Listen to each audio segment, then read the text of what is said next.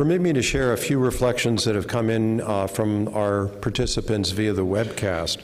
One person wants to remind us that regardless of what we ultimately decide to do or not to do in the United States, that we should be mindful that this research and all research is a global enterprise, and that other countries, some of which may be less well positioned than the US, countries in Europe, and others that are in a position of sophisticated science and adequate investment, better positioned and worse positioned countries to carry out this research. So that's one important reminder.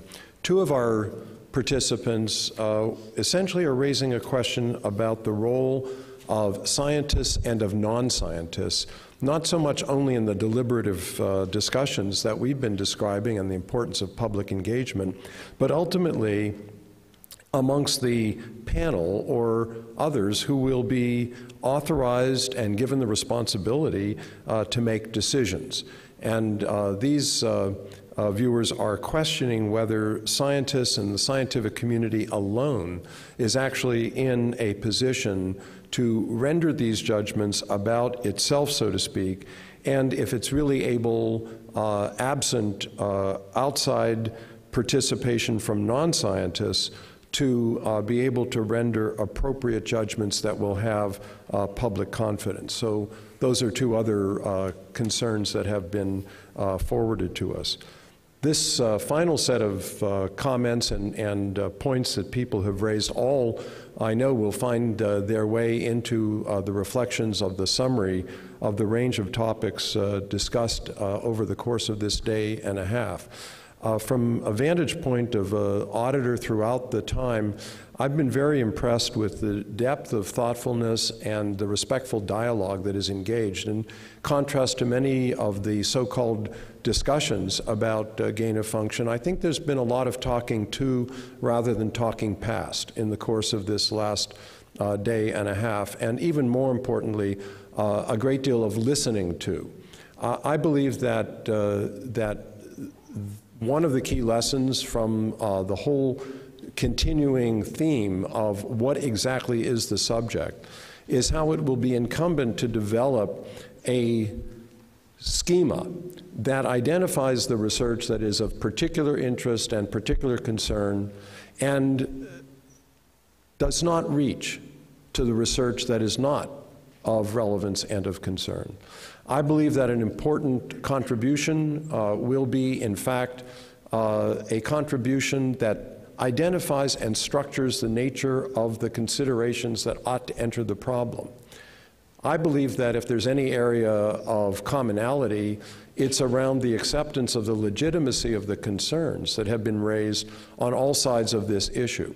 What is much less clear is how do you inform, evaluate, quantify, and weigh those various elements.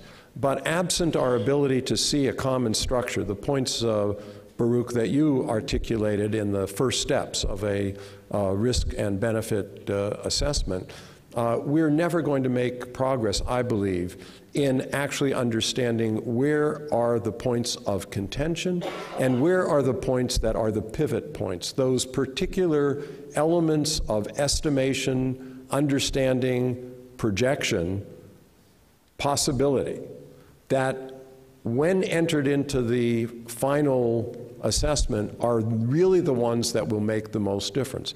And that's where one has to then concentrate all of the ability one can to mobilize and manage the information that will inform and develop those particular aspects.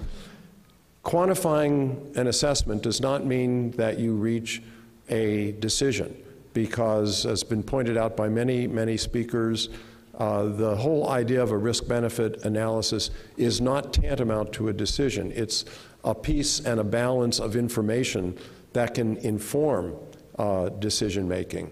What comes out of it, if it's going to be well done, I believe, will be a structure that everyone looking at the structure who is informed and concerned can appreciate the relevance and the completeness of that structure.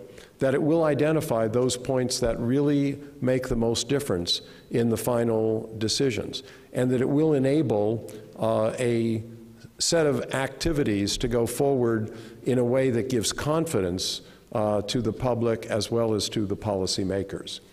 Let me pause for a moment because I see, Simon, do you wish to make a comment? This is a good time if you'd like to. I got into this because of the virology, and what I've learned in the 3 years is that this issue is basically overwhelms virologists. It goes so far beyond that we have great difficulty in handling this, but we think it's our baby because it's virology.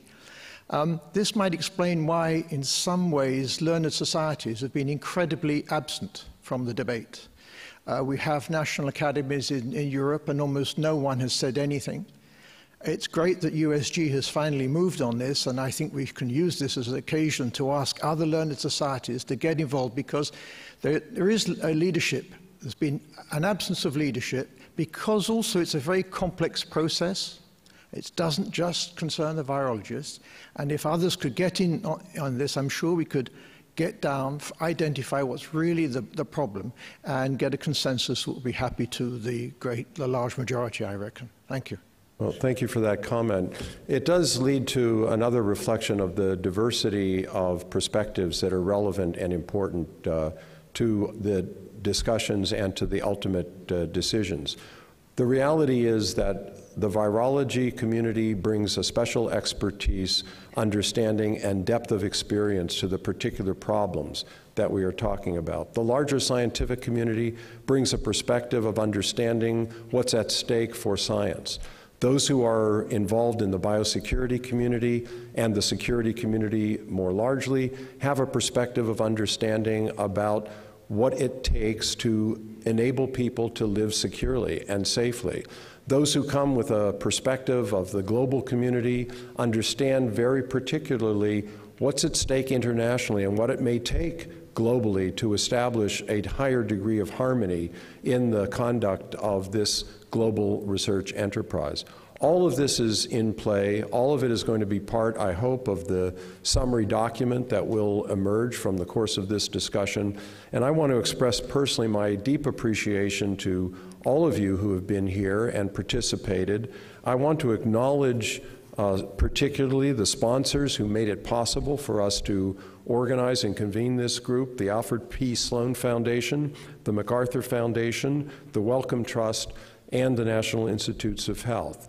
I want to express again my appreciation to the members of our organizing committee who labored very thoughtfully and I think very effectively in making it possible for us to convene this first meeting in a very, very condensed period of planning, and that was quite a wonderful effort. They are identified in our organizing book. What are not identified in the book per se, but are the individuals on the staff of the academies without whose heroic efforts none of this would have been possible. And I would just like to name them so that we can express our appreciation to them as well. They include Joe Husbands, Fran Sharples, Audrey Tevenon, India Hook-Barnard, Anne-Marie Maza, Jenna Ogilvie, Lauren Soni, Angela Kolesnikova, Stephen Kendall, and Karolina Koznarszewska. As well, Annie Welp has been very helpful throughout this time in enabling us to keep identified and on time. With that, I want to thank you all and wish you Godspeed home.